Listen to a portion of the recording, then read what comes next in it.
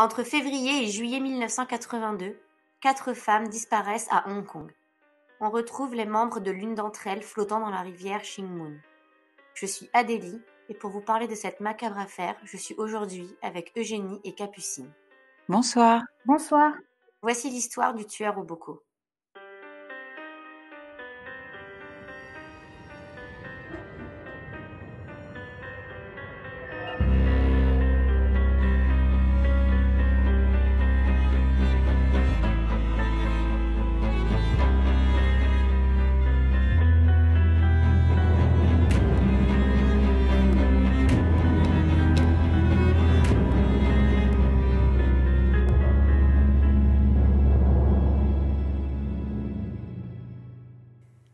Le 12 février 1982, un homme en promenade fait une macabre découverte. Il trouve sur la berge de la rivière Shing-mun, à Hong Kong, un bras en état de décomposition. Il prévient immédiatement la police. Plus tard, on retrouve des jambes et finalement, on réussit à reconstituer le corps d'une femme qui avait été découpée en plusieurs morceaux et jetée à la rivière. L'un des bras retrouvés portait un tatouage. En Chine, au début des années 80, c'est une chose extrêmement rare et particulièrement mal vue. La police décide donc de publier une photo du tatouage dans les journaux et le corps est rapidement identifié comme celui de Chang Fung-yan, une jeune femme de 21 ans et mère de 2 enfants. Elle était hôtesse dans une boîte de nuit, le Chinese Palace à Tsim Sha Tsui. Après son travail, le 3 février 1982, elle avait bu un verre avec 3 amis dont sa sœur, puis avait voulu prendre un taxi pour rentrer chez elle. Sa sœur la trouvait trop ivre pour rentrer seule, mais Chang Feng-yang avait insisté et était montée dans un taxi, sous les yeux de sa sœur et de ses amis. C'est la dernière fois qu'elle a été vue vivante. La police entreprend de rechercher le chauffeur de taxi. Aucun des témoins n'avait noté la plaque d'immatriculation. La police fait donc appel à un témoin, mais aucun taxi ne se présente. L'enquête piétine. Qu'est-il arrivé à Chang Feng-yan entre le moment où elle est montée dans le taxi et chez elle? Le 29 mai 1982, une autre fille disparaît. Il s'agit de Chang Van-kit. Elle est serveuse dans un bar et a 31 ans. Et puis 2 semaines plus tard, c'est au tour de Lang Chun-wan de disparaître. Elle a 29 ans et est caissière. La police ne mène pas une enquête approfondie en raison de la profession de ces 2 disparus. Ce sont des femmes qui travaillent de nuit dans les bars et clubs du quartier de Tsim Sha Tsui et qui sont mal perçues par la société et de ce fait par la police. Le 2 juillet 1982, une jeune fille de 17 ans se volatilise. Son nom est Leung Wai-sum. La dernière fois qu'elle a été vue vivante, elle quittait une fête de son lycée qui se déroulait dans un hôtel de Tsim Sha Tsui. Elle était montée dans un taxi pour rentrer chez elle. On ne la reverra plus jamais vivante. La police ne parvient toujours pas à retrouver le taxi. Personne n'a ôté le numéro de la plaque, l'enquête piétine. Pendant 1 mois et demi, la police ne retrouve aucun élément.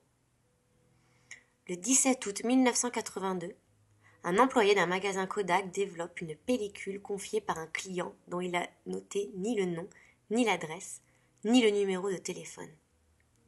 Il était fréquent que les photos qu'il développe représentent des femmes nues. Mais ce jour-là, l'employé est choqué quand il voit apparaître ce que la pellicule refermait. On voit une femme sur les photos, nue. Il y a parfois des gros plans de son corps. La femme, apparemment endormie, est placée dans des positions pornographiques. La dernière photo donne à l'employé du magasin Kodak un haut le cœur. Il s'agit d'un sein coupé. L'employé appelle immédiatement son responsable, qui décide de contacter la police. Un médecin légiste est dépêché sur place pour donner son avis sur les photos. Selon lui, la femme sur les photos n'était pas endormie, mais morte. La police décide d'attendre aux abords de la boutique Kodak que le client vienne récupérer les photos. Puis enfin, un jeune homme se présente. Il est immédiatement interpellé. Il s'appelle Lam Korwan et a 27 ans. Il est chauffeur de taxi et est d'ailleurs venu chercher ses photos à bord de son taxi. Il nie être l'auteur des photos et dit qu'il a été mandaté par un de ses amis pour aller chercher les photos. Il dit que son ami travaille sur un bateau et qu'ils ont rendez-vous pour que Lam lui donne les photos. Il jure qu'il n'est au courant de rien. La police décide de lui laisser le bénéfice du doute et de l'accompagner au lieu de rendez-vous évoqué par l'âme. Après 30 minutes d'attente, et sans que l'ami dont avait parlé l'âme se présente, la police ne croit plus à son histoire et décide donc de fouiller le taxi de l'âme.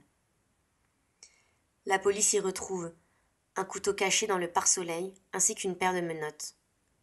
Si l'âme dit qu'il a le couteau pour se défendre contre d'éventuelles agressions par des clients, il n'a aucune explication pour les menottes. Alors que l'âme est emmenée au poste de police, des policiers vont chez lui pour fouiller son domicile. L'âme habite un très petit appartement typique de Hong Kong. Il ne fait que 45 mètres carrés et est composé d'une petite cuisine et de 2 chambres, l'une pour les parents de l'âme et l'autre partagée par l'âme et son frère. L'entrée de la chambre de l'âme et de son demi-frère est dissimulée par un rideau noir composé de centaines de boîtes de films opaques collées sur des bandes adhésives pendues au cadre de la porte. La chambre à coucher est minuscule.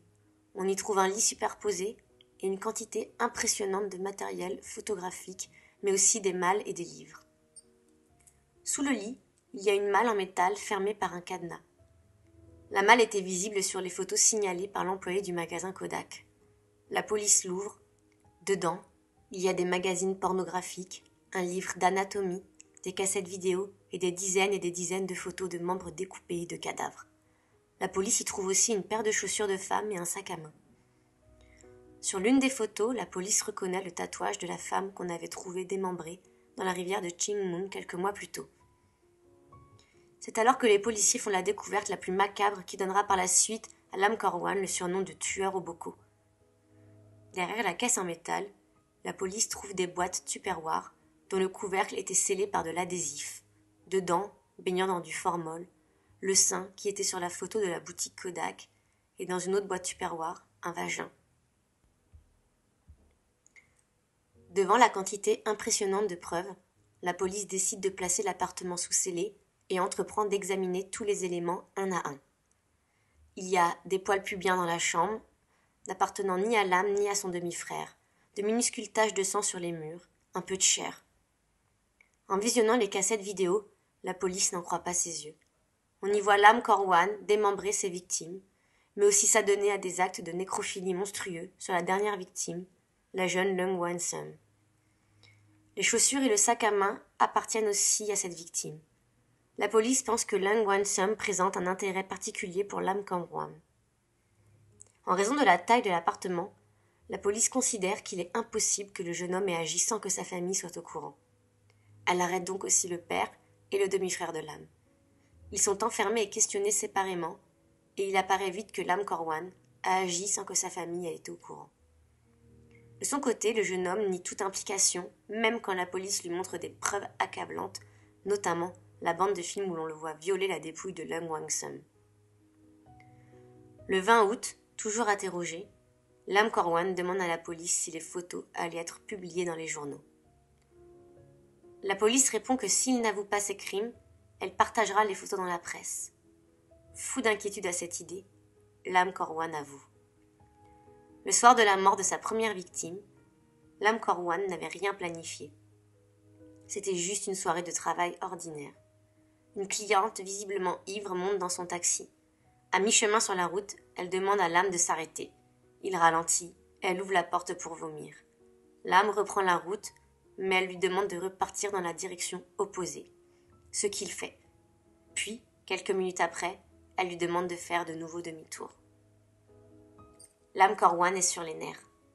Le fait que sa cliente ait vomi le dégoûte. Il ne supporte pas ce qu'il considère comme un réel irrespect. Il se gare dans un garage. La passagère est totalement ivre et ne comprend pas où elle est ni ce qu'il se passe.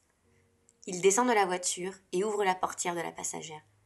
Il se saisit d'un câble électrique et l'étrangle.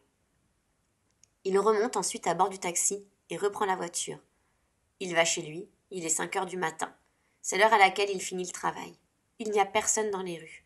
Il prend le cadavre et rentre chez lui. Il cache le corps sous le canapé. Sa famille dort encore. Il va ensuite se coucher, ou plutôt il fait semblant de dormir. Il entend sa famille se réveiller et se préparer pour le travail. Quand ils partent, il récupère le cadavre sous le canapé, il recouvre le sol de sa chambre avec une bâche en plastique. Il entreprend de découper le corps de sa victime avec une scie électrique, ce qu'il trouve trop salissant. Cela lui prend plusieurs heures. Il photographie les différentes étapes du démembrement. Ensuite, il emballe les différents morceaux du corps dans des paquets. Il dépose ensuite les paquets au bord de la rivière Shingmun. Déçu d'avoir mal découpé le corps et d'en avoir mis partout, Lam décide de recommencer en étant cette fois bien préparé. Il achète du matériel chirurgical ainsi qu'un livre d'anatomie. Pour la deuxième victime, il découpe le corps avec soin et minutie. Cette fois, il ne veut pas qu'on retrouve les morceaux flottants dans la rivière, alors il décide de les jeter dans un ravin, dans une zone résidentielle très boisée. Il fait exactement la même chose pour la troisième victime. En ce qui concerne Leung Wan-sum, la quatrième victime, les policiers avaient raison. Elle était différente pour lui. Après la troisième victime, Lam avait pris la décision de trouver une victime plus pure. N'ayant aucune forme de respect pour ses trois premières victimes, il voulait trouver une fille jeune et innocente. Quand il voit Leung Wan-sum sortir de l'hôtel, il se dit qu'elle correspond bien à ce qu'il avait imaginé. La fille et lui font un début de trajet plaisant, discutant de choses et d'autres. Tout d'un coup, la jeune fille se fige.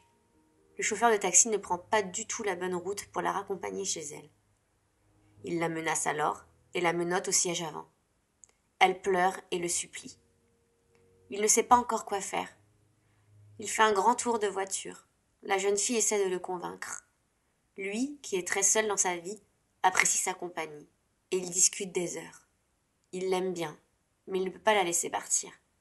Vers 4 heures du matin, épuisée, elle s'endort. C'est alors qu'il l'étrangle avec un câble électrique. Il la ramène chez lui. Avant de la démembrer, il la viole. C'est sa première expérience sexuelle. Il était vierge.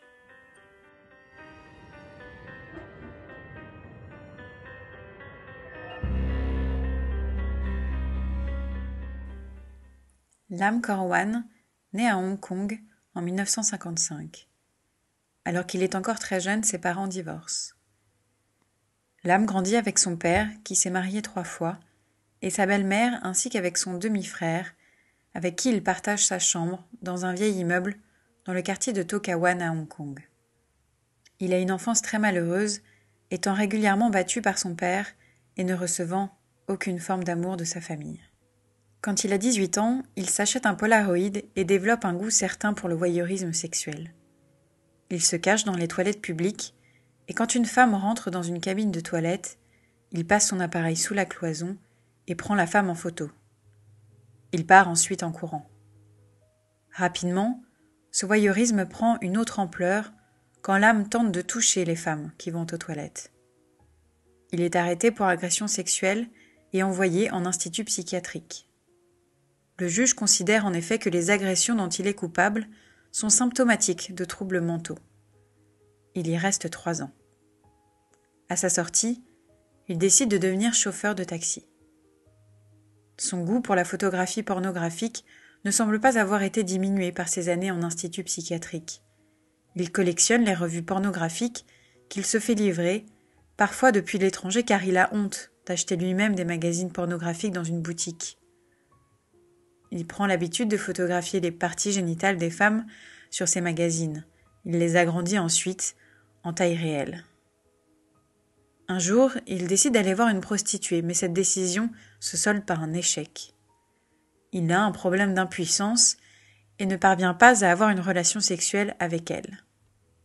Selon ses dires, la prostituée s'est alors moquée de lui, ce qui lui laisse un sentiment de frustration énorme et d'injustice. Les psychiatres pensent que ce rejet lié à l'impuissance de l'âme ainsi que son obsession pour les femmes pourrait expliquer la violence dont il fait preuve par la suite. Il a envie des femmes et à la fois peur d'elles. Cette frustration s'est transformée en haine et en besoin de domination.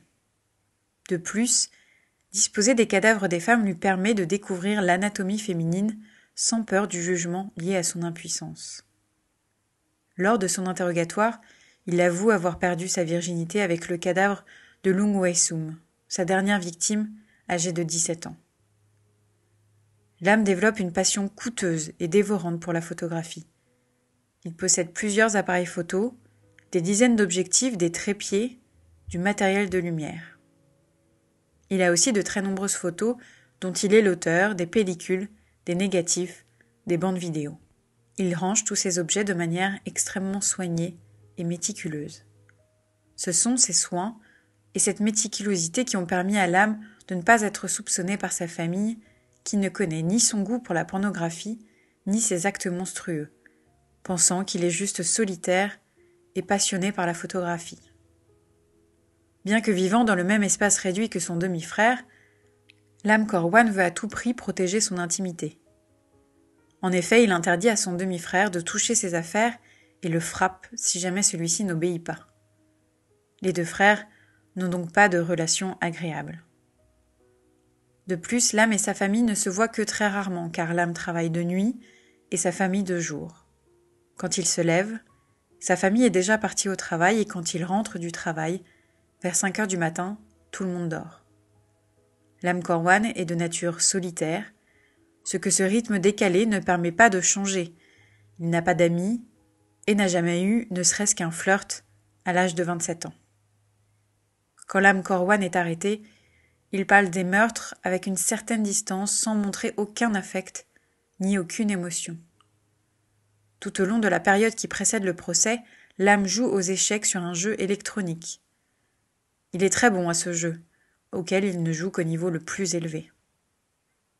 Durant le procès de Lam, en 1983, sa mère biologique révèle que durant les premières années de vie de Lam, elle et lui ont été fréquemment battus par le père de Lam, avec qui il a ensuite vécu sans sa mère. Elle mentionne qu'une fois, le père aurait frappé la tête de Lam contre un mur alors qu'il n'avait que 2 ans, lui faisant perdre connaissance. Si Lam n'exprime aucune culpabilité pour les victimes, il change de ton quand il parle de la dernière victime.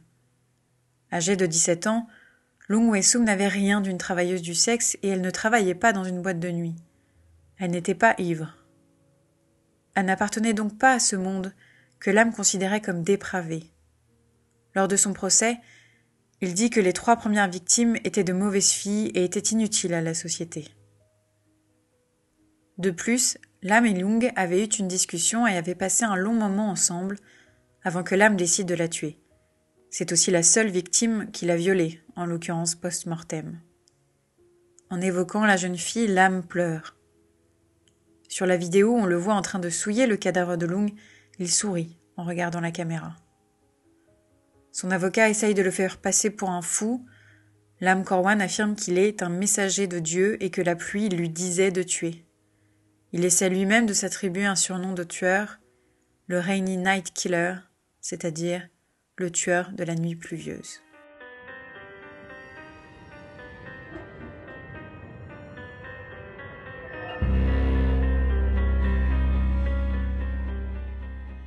Les déviances sexuelles dont souffre Lam Korwan sont rattachées au voyeurisme et à la nécrophilie. La nécrophilie désigne le fait d'être sexuellement attiré par des cadavres et est classée en tant que paraphilie.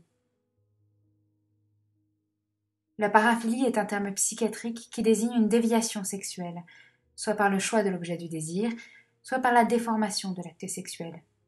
En ce qui concerne la nécrophilie, c'est le choix de l'objet du désir, en l'occurrence un cadavre, qui constitue la déviation, car un cadavre n'est pas supposé susciter de désir ou d'excitation sexuelle. Le voyeurisme, quant à lui, est une déformation de l'acte sexuel.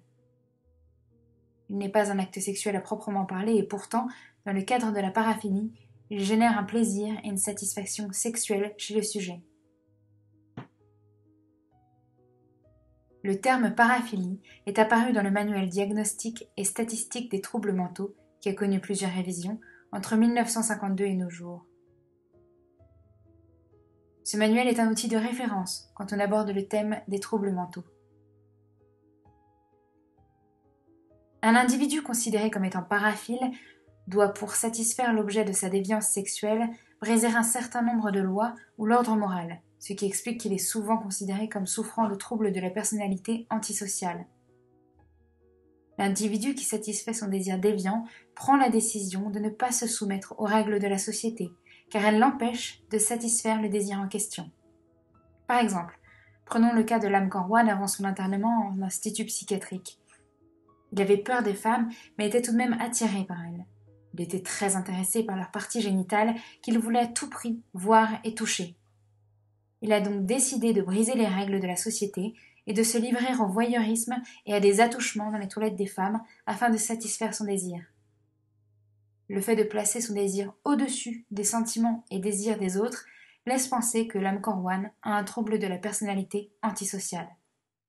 Pour information, il n'y a aucune définition diagnostique officielle portant la dénomination psychopathie ou sociopathie dans l'ouvrage de référence DSM dont j'ai parlé plus tôt.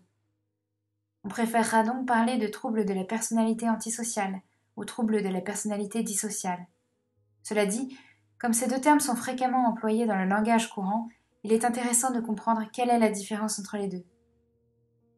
Robert Hare, un psychologue canadien, a consacré l'ensemble de sa carrière à l'étude du trouble de la personnalité antisociale, en travaillant auprès de détenus considérés comme psychopathes et sociopathes.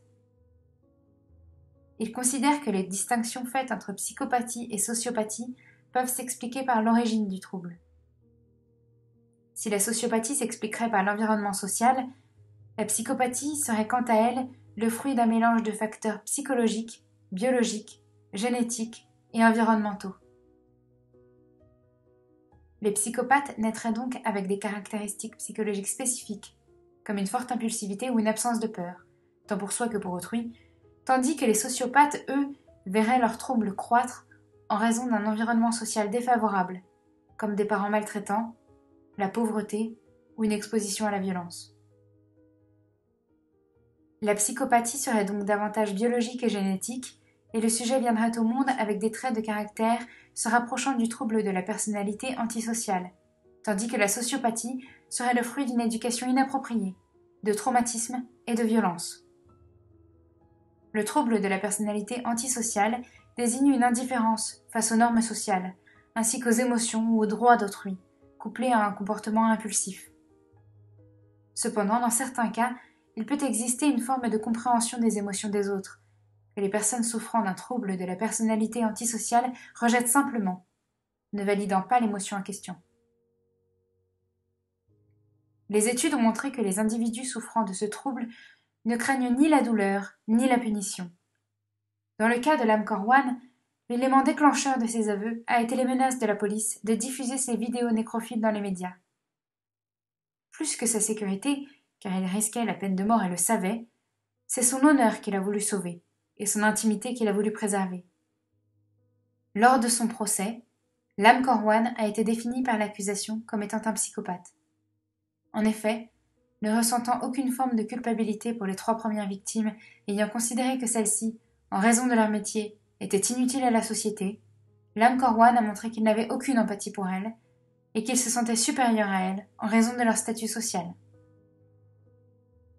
Il est intéressant de remarquer que de nombreux délinquants sexuels et a fortiori criminels sexuels ont connu dans leur jeunesse une exposition forte à la pornographie hardcore. N'ayant jamais eu que cet exemple de la sexualité qui est fréquemment violente et rabaissante pour les femmes, les criminels sexuels ont envisagé que c'était une forme de sexualité valide et ont ensuite voulu reproduire cette sexualité, pourtant déviante. Lors du premier meurtre, Lam Korwan avait utilisé une scie électrique. Malgré sa tentative pour ne pas salir sa chambre, un peu de sang et de chair a été projeté sur les murs. Pour les meurtres suivants, il a décidé d'être plus soigneux et il s'est acheté un manuel d'anatomie ainsi que des outils plus performants car il était perfectionniste et méticuleux. La manière dont il a découpé les victimes était la preuve d'un vrai travail de recherche en amont qui aurait même pu le faire passer pour un professionnel. Le fait de démembrer systématiquement les victimes n'est pas anodin. Le démembrement est la preuve d'une objectification sexuelle du corps des femmes. Devenus simples objets, les victimes ne sont plus considérées en tant que telles et la priorité est de transporter facilement leurs cadavres.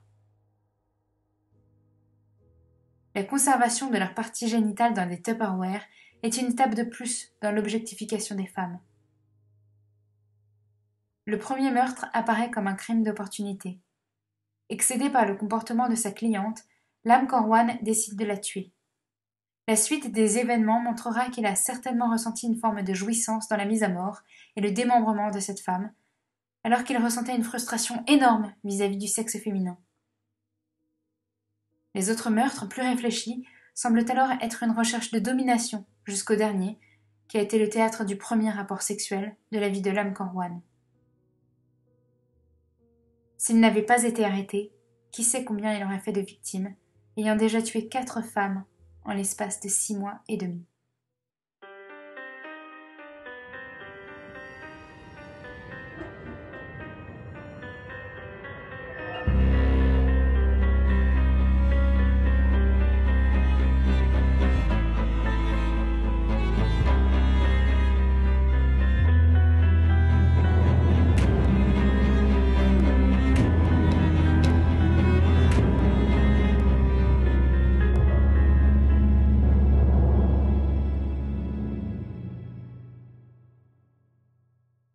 Donc suite à cette affaire, je vais vous parler d'un livre qui me semble assez proche de votre affaire, qui s'appelle Le Parfum, qui est un livre allemand écrit par Patrick Süskind et paru en 1985. Alors, je pense que plein de personnes connaissent ce livre et d'ailleurs, il y a un film qui a été adapté en 2006, donc l'histoire est quasiment la même. Pour ceux qui ne savent pas, il s'agit de l'histoire de Jean-Baptiste Grenouille, hein, qui est un enfant qui est né à Paris, qui s'est retrouvé orphelin petit, et puis c'est un enfant qui n'a pas d'odeur, donc ça perturbe un peu tout son entourage. Et en fait, lui, par la suite, va avoir un nez très développé, va être vraiment possédé par les odeurs, attiré, et ça va vraiment devenir une obsession chez lui, hein. Donc il va travailler d'abord comme tanneur, et puis ensuite il va voyager, il va travailler pour un parfumeur, il va ensuite aller à Grasse, mais son obsession en fait tourne au meurtre, puisqu'il va dans sa quête tuer plusieurs jeunes femmes pour posséder et s'approprier leurs odeurs. Alors après, il y a toute une histoire autour de ça, mais on est en lien avec cette obsession, cette conservation, d'ailleurs, qui sont aussi conservation des organes génitaux par rapport aux odeurs, car ce personnage est attiré par les odeurs de sueur, est attiré par les odeurs donc des organes génitaux. Et puis donc il y a vraiment ce côté hygiène, saleté autour de ce roman. Et du coup, odeur, parfum, odeur corporelle. Il y a aussi quand même les parfums de fleurs. Voilà, c'est quelque chose qui est quand même assez intéressant. Et puis bien sûr, après, toute la psychologie de ce tueur en série. J'ai donc choisi ce roman, Le Parfum, en lien avec l'enquête et l'âme Corwan, par rapport vraiment à cette question du vice et de l'obsession. Et donc, je vais vous demander, les filles, vous, quels sont vos fétiches et jusqu'où ça peut aller, voilà, pour vous, quelles sont les limites à ne pas dépasser, qu'est-ce qui vous dégoûte, quelle est la limite du raisonnable? Euh, Moi, comme Jean-Baptiste Grenouille, j'ai une obsession pour les parfums, donc je le comprends. C'était une question sérieuse, Capucine. Oui, et c'est une Est-ce que réponse sérieuse, tu te un petit limites, peu. c'est quoi ta limite, Capucine, jusqu'où tu vas pour avoir un beau parfum? Juste acheter un beau parfum ou tu peux aller plus loin? Non, non, mais au-delà de ça, c'est vrai que je suis très attirée par les odeurs des gens. Peut-être un peu comme tout le monde. En plus, on dit que l'odeur, c'est quand même le sens le plus lié au souvenir. Et c'est vrai que euh, je, quand, par exemple, j'ai une histoire avec un garçon, eh bien, je repense très longtemps à son odeur, et c'est peut-être ce qui m'habite le plus, c'est l'odeur. Donc c'est vrai que j'ai moi aussi un fétiche pour l'odeur, et c'est quelque chose que je comprends. Et toi, Eugénie? Moi, l'odeur, oui, bah, comme tout le monde, hein, ça rappelle énormément de souvenirs. Après, fétichisme, je pense pas que ce soit forcément des odeurs, mais plus des. Si on devait parler de parties du corps, ce serait les bras. C'est bizarre. Les beaux bras musclés, je n'y résiste pas. Les mains. Et donc toi, tu pourrais, Avec par exemple, Eugénie, couper les bras des gens pour les Bah ouais, garder? ça ferait une super déco en plus. Des bras qui pendent super Ah oui? musclés. Comme dans, c'est dans quoi? Est-ce que c'est pas La Belle et la Bête, là, avec Jean Marais, où il y a ou alors, est-ce que c'est La Belle et la Bête ou est-ce que c'est Peau d'âne? Je crois que c'est La Belle et la Bête où il y a les bras qui tiennent les torches le long des murs, je sais pas. Ouais. Ah oui, Oui, oui. Et Ça voilà. pourrait faire. Donc, une bonne idée d'écho, si vous voulez avoir la même carrière que Lam Corwen, lancez-vous. Voilà. Non, non, Et mais Et toi, toi, Amélie? Adeline? bah moi, oui, mais c'est en fait, c'est naturel, je pense, les odeurs, certaines parties du corps, mais ouais, de là à les découper et les garder, non, je crois que C'est c'est pas trop vraiment mon pas truc. marrante, hein. Ouais, non, je sais, je suis C'est pas marrante, tétanisé. mais du coup, c'est hyper intéressant au final, parce que finalement, on fait bien les parfums avec des extraits naturels sur. Bon, ça c'était quand même avant, parce que maintenant c'est très synthétique, mais le Mm. musc, tout ça, ça venait d'où? C'était Oui, c'est animal D'accord. comme matière. tout à fait. Bah, après, Lam Corwen, lui, il a un petit truc en plus, c'est que c'est un fétichisme qui est lié à un sentiment d'infériorité par rapport Oui, à oui, l'organe complètement. sexuel. Il est impuissant, etc. Donc, du coup, ça, c'est un peu mélangé. Ouais, je pense pas qu'il ait un truc par rapport aux odeurs du tout, parce que sinon il mettrait pas dans du formol, parce que ça pue la mort. C'est Non, non, vraiment c'est lui, plus je pense par qu'il a un rapport. truc juste visuel. Ouais, c'est un trophée en fait. Mm. Bah, qu'il aime voir les trucs. Mm, On a vu Les quand il zoome posséder, ouais. sur les parties génitales des femmes dans les magazines, mm. c'est que là, c'était comme comme une sorte de sextoy réel, Non, quoi. mais c'est une fascination et voilà, autre par rapport à Jean-Baptiste Grenouille dans le roman, c'est une obsession en fait différente, mais c'est une obsession qui le pousse jusqu'au meurtre en fait, tout Et c'est simplement. vrai que, comme dans le roman, je trouve qu'il y a un truc, aussi une recherche artistique, parce que le parfum, c'est une forme d'art, bah, selon moi en tout cas, et la photo aussi. Donc, Bien dans les sûr, deux cas, ils ont une recherche artistique à travers leur fétiche, quoi. Mm. complètement. Et d'ailleurs, je sais pas si vous le saviez, mais le film en fait est inspiré, enfin, on suppose d'une histoire vraie, qui est celle du tueur en série espagnol Manuel Blanco Roma Santa. Je sais pas si je l'ai bien dit, hein, dans le 19e siècle. Et lui, en fait, il a tué plusieurs femmes et enfants afin d'extraire la graisse de leur corps et de les transformer en savon. Donc il y a Chouette. un côté très artiste aussi. Ah ouais, ça faut être doué, hein. Et il a donné l'idée à de nombreux tueurs en série depuis, et puis aussi dans les camps. Voilà. Ouais. Bah non, mais c'est vrai qu'ils ont fait la même chose. Enfin, c'est rien ne se perd, tout se recycle. Sauf que c'est vrai que dans le cas du meurtrier dont tu parles, apparemment, c'était le but. C'était pas, Non, non, Ouais, c'était ouais. pas c'était le juste but, oui. histoire de C'est pas pas juste perdre le le côté corps, quoi. pratique des Ouais. choses, oui. Mais il y avait quand même un côté, même chez Grenouille, dans le parfum, il y avait un côté quand même qui reste. Le fétichisme, il y a quand même un petit côté sexuel toujours derrière, parce que il exigeait, enfin, pour trouver le parfum idéal, il fallait que ces victimes qui étaient des jeunes femmes soient quand même vierges. Parce que voilà, pour extraire le meilleur parfum, il fallait qu'elles soient vierges. Donc il y a quand même un côté voilà de sexualité, de sensualité très important dans le fétichisme, je pense. Bah, c'est vrai que aussi Lam Corwan a cherché aussi la virginité d'une dernière victime avec laquelle il a perdu sa propre virginité.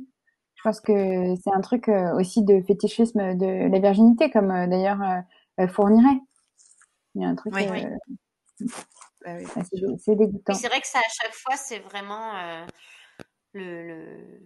enfin, ce que recherchent beaucoup de meurtriers, hein, la virginité. Ça aussi, c'est Ouais. une obsession qui est quand même assez. La pureté, l'innocence, Ouais, ouais. complètement à l'inverse de ce qu'ils sont.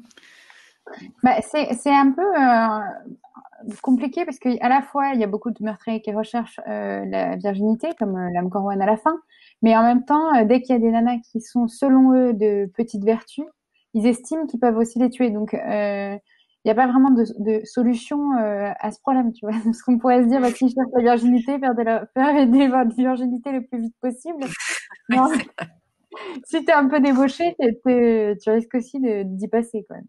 Voilà. C'est clair. Il y a pas de recette pour échapper au tordu. mais oui, c'est vrai que, en effet, t'as raison. Comme pour l'âme Corwan, il y a beaucoup de tueurs qui vont chercher les prostituées. Aussi, ce sont des proies faciles. Au-delà du fait pour la société, elles représentent un vice, ce sont des proies très faciles, très Oui, Oui, dépendantes. complètement.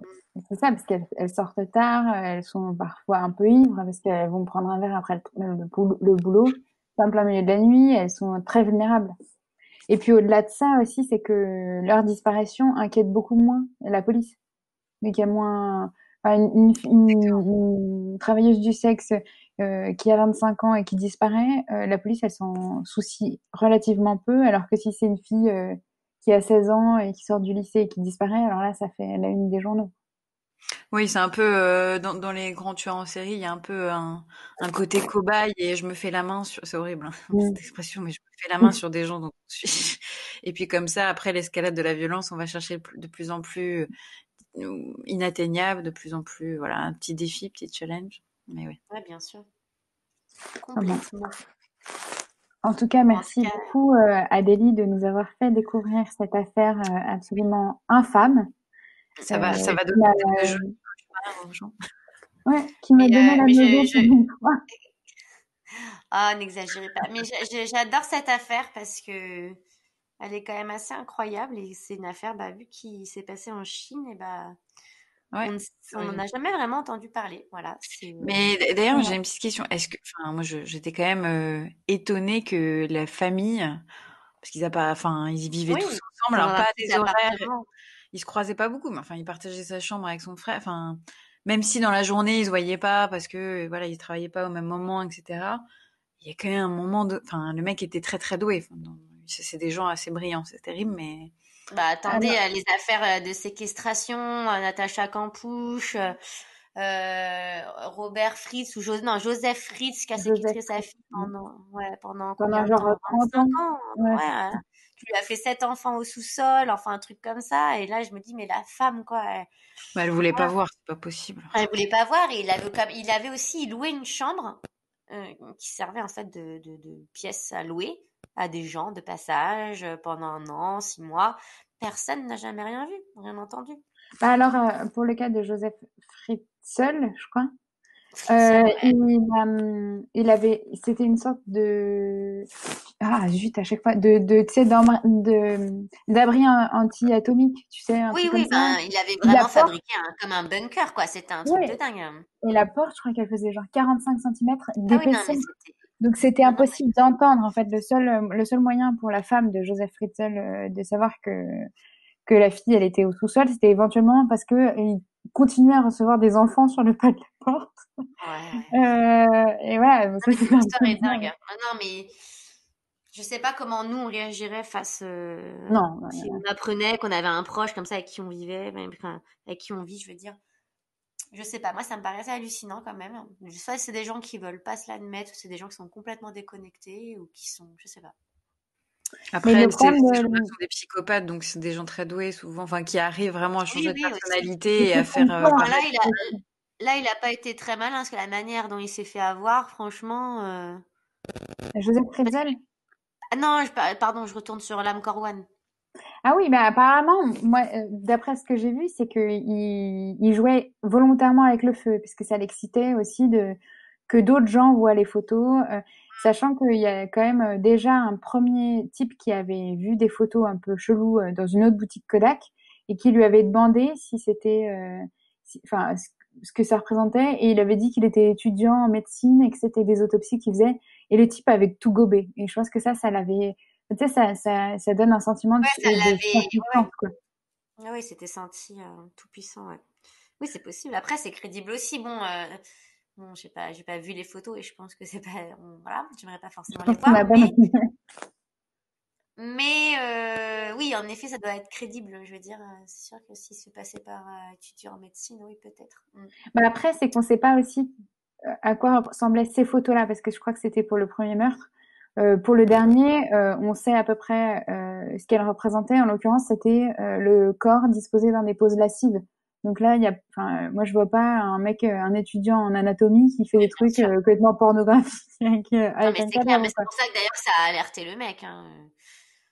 Ouais. C'est pour ça. Bah, je crois que ce qui l'a surtout alerté, c'était le sang coupé. Ouais, Ouais, tu m'étonnes. Ça, c'est c'est clair. très particulier. Tu sais que t'es en face d'un mec quand même un peu chelou. Mm, C'est mm, mm. Ouais. certain. En tout cas, pour le cas de l'âme Corwan, je pense que si c'est pas, enfin, si sa famille l'a pas grillé, c'est parce qu'il devait exercer un truc de terreur sur eux. En tout cas, son frère avait Ouais. l'air d'avoir peur de lui. Et je pense qu'il devait se douter qu'il était bizarre, mais évidemment, moi, si je vous dis, vous avez dans votre famille un tueur en série, vous y croyez pas, personne n'y croit, en fait. Non, c'est sûr, c'est sûr. C'est toujours En les tout autres. cas, heureusement qu'il a été arrêté. Sinon, je sais pas Mm. combien de femmes, voilà, il aurait tué. Continuer comme ça. Et Il surtout aurait que peut-être. je dois dire que je sais pas ce que vous en pensez, mais il est plutôt bel homme, Je ce suis Lam pas Kawan. trop type asiatique, mais oui, il est pas mal. C'est Moi, je vrai. trouve qu'il a un truc très sauvage. Je ne pas dire ça, mais moi, je me suis dit, je comprends pas pourquoi il l'a pas serré des nanas, parce que, mais après, peut-être Bah, il qu'en suffit Chine, pas il a un d'être. physique qui fait pas du tout, quoi. Oui, et puis il suffit pas d'être beau, ça se trouve, il avait une attitude bizarre, hein. Et puis il Ouais. a ce côté, à mon avis, il allait pas vers les filles, parce qu'il n'avait pas eu de flirt avant 27 ans, il y allait pas, parce qu'à mon avis, ça, il se sentait peut-être impuissant ou Mais qu'il perturbé. l'était, d'ailleurs. Oui, C'est sûr que ça aide pas. non. Bah, merci en tout cas, Adélie, d'avoir Pas choisi de cette rien. affaire. Merci beaucoup. La prochaine, c'est donc Capucine qui va Oui. choisir l'affaire et on en fera une encore très différente. Et moi, je pense que je vous choisirais une affaire chinoise. Ah, Ah, super. Si tu pouvais en J'ai une choisir une un tout petit peu moins sale, ça m'arrangerait. Mais C'est ouais, beaucoup. mais j'ai une petite idée. Je vous garantis rien, mais j'ai une petite idée. Ah, super. Alors, moi, je me réjouis. Bon, écoutez, bonne soirée les filles. Merci, Et toi puis merci aussi. d'avoir écouté Parmi nous le diable, d'avoir été avec nous pour cet épisode. Et on vous dit à très vite. Oui, bonne soirée. merci. Bonne Merci. Bonne soirée soirée. à tous. Nous remercions aussi Evan Le Gérimont et Noémie Dourneau pour ce très beau générique qui nous ravit à chaque écoute. Merci.